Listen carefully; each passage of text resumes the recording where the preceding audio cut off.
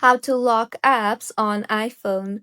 Hello everyone, I am Bishaka and welcome to our channel. Now let's get right into the tutorial. Firstly, on your home screen, tap hold on the app that you want to lock.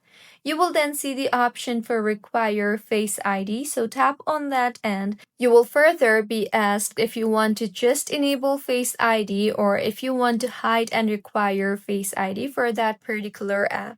So go ahead and choose your preferred option. I will simply tap on the require Face ID option. You will then be required to enter your Face ID for verification purpose, and once entered, with this, if you open that particular app, you will be required to enter your Face ID.